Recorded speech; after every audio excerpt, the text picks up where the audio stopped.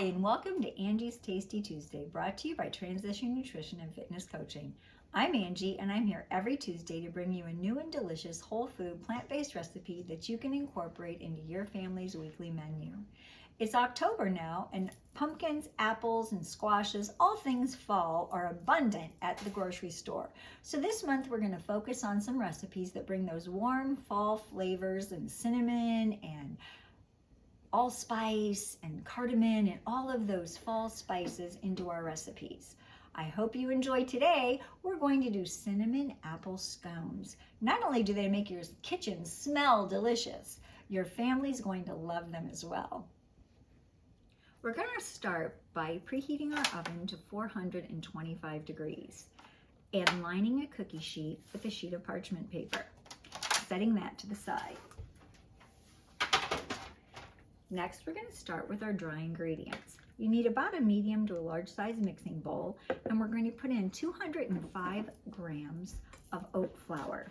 Now, there are certain recipes that just don't work out right if you don't measure your flour by weighing it, because it can pack, it can compress. So when you're making certain breads and certain baked goods like this one, it is important to go ahead and weigh your flour, especially the oat flour. So 205 grams of oat flour. We want 2/3 of a cup of almond flour, 4 tablespoons of date sugar, 1 tablespoon of baking powder, and I use sodium-free baking powder. We want 2 teaspoons of Ceylon cinnamon, a 1/2 teaspoon of ginger, and a 1/4 teaspoon of Himalayan salt. These are all of our dry ingredients. Now that we have all of our dry ingredients, we're going to take a whisk and just whisk them together to make sure all the little lumps and bumps are out and that they're all mixed up well. And then we'll move on to our wet ingredients.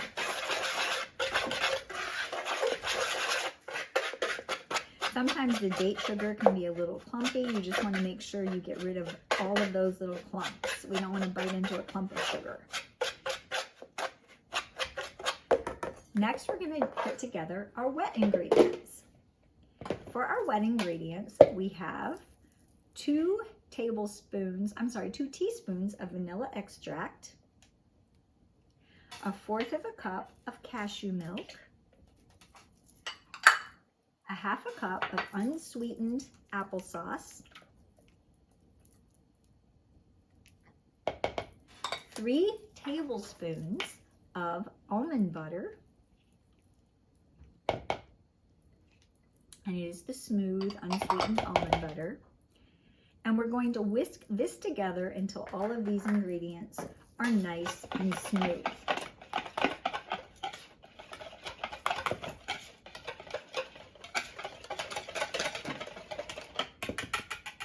Now we're ready to combine our wet and dry ingredients. So we're going to put our wet ingredients into our dry ingredients and then gently blend them together until they're well incorporated.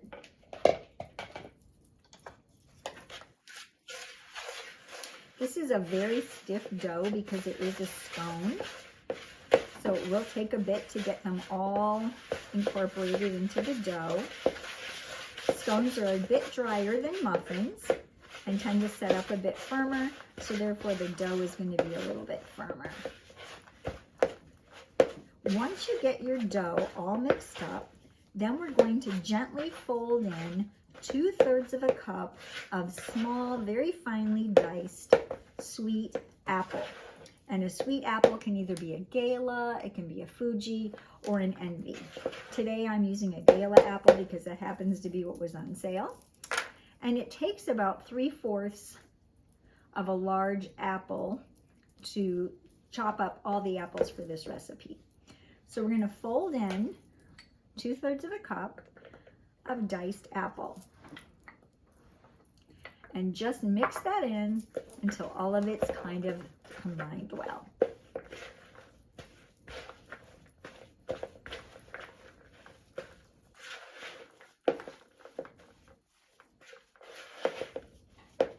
Now that it's all combined, we're going to lightly flour with some additional oat flour our work surface.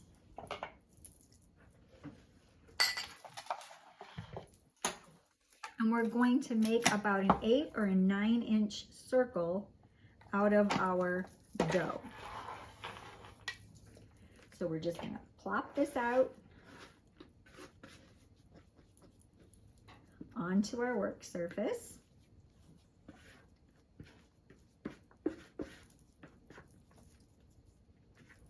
And we're going to pat it down into about an 8 or a 9-inch circle. You want it to be about an inch thick when you're done.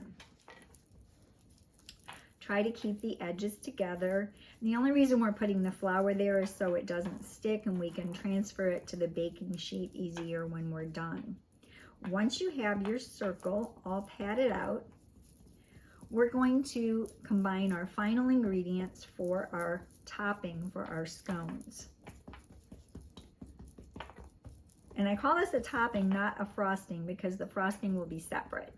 So for the topping, we have a tablespoon of date sugar, a half a teaspoon of cinnamon, and another 1/3 cup of finely chopped apple. And all you're going to do is mix together that date sugar and that cinnamon. And we are going to lightly sprinkle. If you have a little sprinkler, you can use it. I just kind of sprinkle it out over the top of our 8 or 9-inch circle of dough that's on our counter.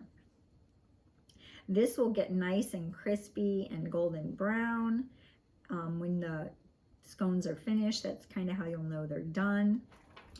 And then just take however much extra apple you'd like, sprinkle it on the top, and we're going to press that right down into that dough so that we have lots of little apple tidbits on the top of our scones.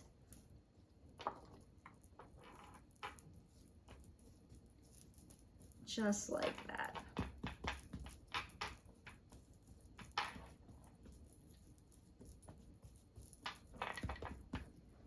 And now I'm going to sprinkle the remainder of that sugar cinnamon mixture on top of my apple bits.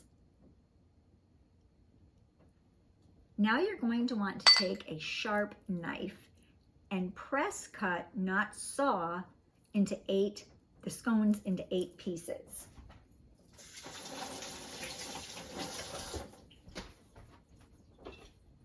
I like to use a chef's knife. You don't want to slice, you just want to press, cut it in half, cut it in 4ths, and then cut each 4th in half until you have 8 slices.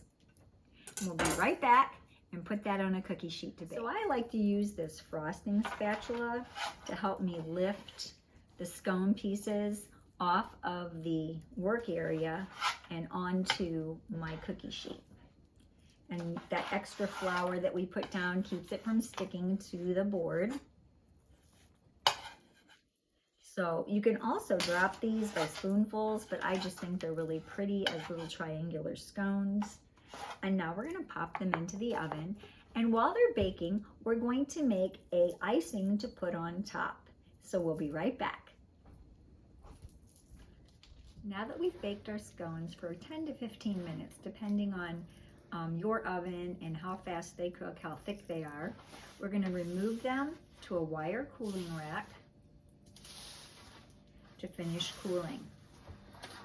And while they're cooling, we're going to mix up the frosting for the top. Now the frosting is optional. You don't have to put any frosting on them. They are delicious just like they are, but it does make them a little prettier and adds just a little more of that professional touch to the way they look when they're done.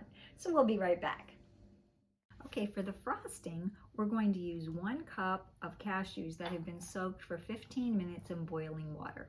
Even if you have a high-powered blender, I do recommend soaking them because you don't want little tiny bits of cashew getting stuck in your frosting bottle as you're trying to squeeze it out. And this doesn't make a whole lot in the Vitamix, so you want to make sure that you've pre-soaked your cashews in boiling water and drained them. Then we're going to use 3 ounces plus 1 tablespoon of cashew milk. 1 tablespoon of fresh lemon juice, and 1/4 cup of maple syrup,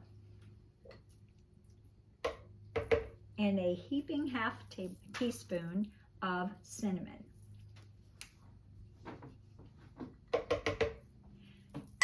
And we're going to blend that all up until it's nice and smooth. So after I finish making my icing, I like to put it in these 99-cent ketchup dispensing bottles and use that to make a nice pretty swirl on the top of the scones. These are great for a morning breakfast or a treat after dinner. I hope your family enjoys them as much as mine does. And remember, plants make the best medicine. If you would like to see more of these videos, please, you can see some here and you can see some here. Also, don't forget to hit that subscribe button and give us a thumbs up because that really helps us out. Thank you so much for watching, and we'll see you next week on Angie's Tasty Tuesday.